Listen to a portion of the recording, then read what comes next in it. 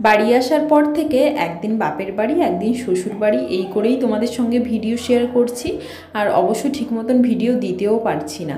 তা চলো এবার একটু ঘুরু ঘুরু করে আসি, সেসব ভিডিও তোমাদের সঙ্গে শেয়ার করি। তোমরা অবশ্য বোরও হয়ে গেছো একঘেয়েমি ঘরের ভিডিওগুলো দেখতে। আর এইখানে আসলাম, এই প্রথমবারই এসছি, আমিও জানি না এখানে ভিতরে কোথায় কি আছে। তা আস্তে আস্তে টিকিটটা নেওয়া হয়ে গেল, ভিতর দিকে যাব আর তোমাদের সঙ্গে শেয়ার করব। মেন তো এখানে আছে একটা ওয়াটার পার্ক বলতে পারো, কিন্তু ভিতরে কেমন কি ব্যবস্থা আছে সেটা তো জানা নেই। চলো তাহলে আস্তে আস্তে ভিতরের দিকে যা যাক আর তোমাদের সঙ্গে শেয়ার করি। ঢুকতেই কিন্তু ডান হাতের দিকে পার্ক মতন আছে, সেইখানে ওই বসে গল্প টল্প করার জন্য। আর এইখানে সাইডে রেস্টুরেন্টও রয়েছে। আর দেখো গাছটায় কি দারুণ আম হয়েছে না, সেইগুলো আবার একটু টুক করে ভিডিও করে নিচ্ছি। এখানে দিদিভাই দাঁড়িয়ে রয়েছে আর তোমাদের দাদাভাই আর বাবু এখানে রয়েছে।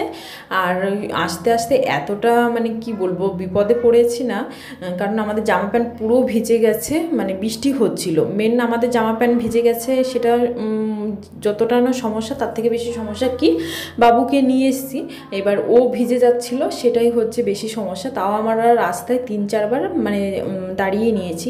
ওকে নিয়ে আসার ইচ্ছা ছিল না, জানি যে এখানে ওয়াটার পার্কে ভিজে ভিজে যাবে যদি ঠান্ডা লাগে, কিন্তু দাদাভাই বললো যে না নিয়ে চলো, ওই তো একটু মজা করবে, তাই ওকে না নিয়ে যাব না।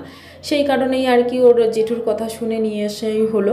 তা সত্যি কথা বলতে বাবু কিন্তু খুবই মজা পেয়েছে এখানে। আর ঢোকার জন্য এই যে এন্ট্রি ব্যান্ডটা আমরা লাগিয়ে নিচ্ছি, তারপরে সাইডে এই ডান সাইডের দিকে যাচ্ছি প্রথমে, কারণ কি এইখানে লকারের চাবিগুলো দেবে আমাদের কাছে।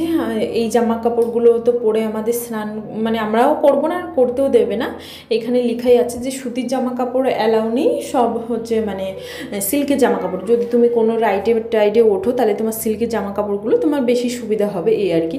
আর দেখো আমার ছেলেকে নিয়ে এসেছি, ও কতটা খুশি হয়েছে। ও কিন্তু এসেই এই জলে নেমে গেছে আর এখানে স্নান করতে শুরু হয়ে গেছে। ও যে মানে এতটা খুশি হয়েছে, মানে কি বলবো, সত্যিই বলেছিল দাদাভাই যে ওকে নিয়ে চলো, তাহলে ও কিন্তু বেশি খুশি হবে। আর এখানে ও জেঠুর কাঁধে উঠে ও গেছে ওইদিকে, একটু মানে ওই সাইডটা না একটু বেশি জল আছে। আর এরকম 3টে মতন সুইমিং পুল রয়েছে এইখানে। তা যেটা একটু আগে বাবু স্নান করছিল সেটার মধ্যে কি বলতো, ওইখানে ওই ঢেউর সমুদ্রে যেরকম ঢেউ হয় সেরকম ঢেউয়ের ব্যবস্থা রয়েছে। তা এখানের লোকজনগুলো বললো বাঁশি বাজিয়ে আবার মানে বলে দিচ্ছে যে তোমরা এক কাজ করো, সবাই মিলে ওইটার মধ্যে যাও, ওই 20 মিনিট মতন ওইখানে ওই সমুদ্রের ঢেউয়ের মতন ব্যবস্থা করা হয়েছে, সেই ওইটা হবে, ওইখানে সবাই এনজয় করবে।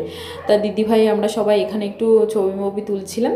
আর সত্যি কথা বলতে মানে ফোনের ব্রাইটনেসটা পুরো বাড়িয়ে দিয়েছি। আর যেহেতু এখানে জল রয়েছে, এরকম একটা প্যাকেটও আমাদের কিনে নিতে হয়েছে মানে ফোনটা রাখার জন্য, যে ছবি টবি তুলবো। আর বিশেষত তোমাদের দাদাভাই আবার ফোনটা নেয়নি, আমি ফোনটা নিয়েছি যে ভিডিও করব তোমাদের সঙ্গে, নালে কি শেয়ার করব, সেই জন্য নিয়েছি। আর বারবার শুধু ফোনটা আমি চেক করছিলাম যে ফোনের মধ্যে জল ঢুকে গেল কি না।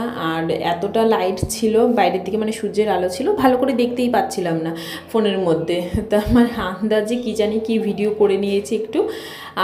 আর একটা মেন সমস্যা হয়ে গেছে কি, বর্দি ভাইয়ের ফোনের যে প্যাকেটটা ছিল সেটা হয়তো কোনো রকমভাবে একটু লুজ ছিল, সেটার মধ্যে জল ঢুকে গেছে, সেটা ফোনটায় কাজ হচ্ছে না। প্রথমবার একবার চেক করে নিয়েছে, তারপর দেখলো যে একটু জল ঢুকেছে, ভাবলো হয়তো কোনো দিকে মানে একটু মানে টাইট ছিল না, তার জন্য হয়তো জল ঢুকে গেছে, লুজ ছিল।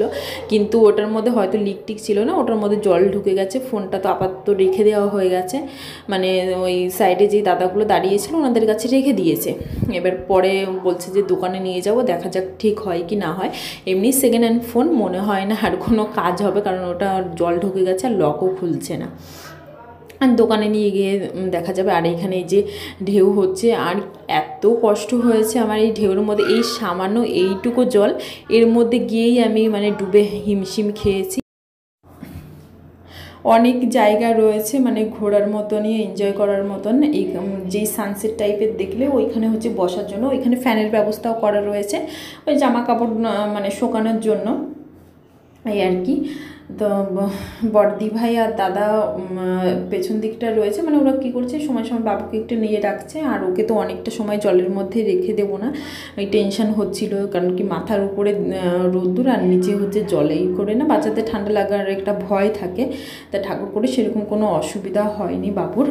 আর এই যে তোমাদের দাদাভাইয়ের সঙ্গে গেছি, এইখানে গিয়েই আমি 3বার মানে নাকে মুখে জল ঢুকে গেছে, খুব বাজে অবস্থা।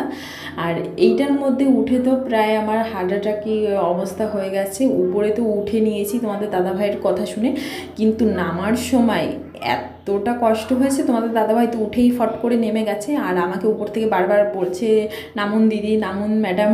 আর ভয়তে আমি নামতেই পাচ্ছি না। তার সঙ্গে আমার সঙ্গে আর একটা মেয়ে ছিল, সেও মানে ভয় পাচ্ছে, ওরকম রীতিমতন চিল্লাচ্ছে। তোমাদের দাদাভাই নিচের থেকে চিল্লাচ্ছে, এই অরেঞ্জ কালারটা এটার উপরে উঠেছিলাম। এবার তো নামলাম, যেই না নেমেছি সেই নিচে নামার সঙ্গে সঙ্গে আমার একটু দেখি ডান সাইডে, এই ডান সাইড বলছি কেন, বাঁ সাইডে বুকে ব্যথা করছে, মানে অনেকটাই ভয় পেয়ে গেছিলাম বলতে পারো। অনেক আনন্দ করেছি, তোমাদের কেমন লাগলো অবশ্যই জানিও। তারপর আমরা চলে এসেছি আসার পথে মানে ডিবাপি বিরিয়ানিতে।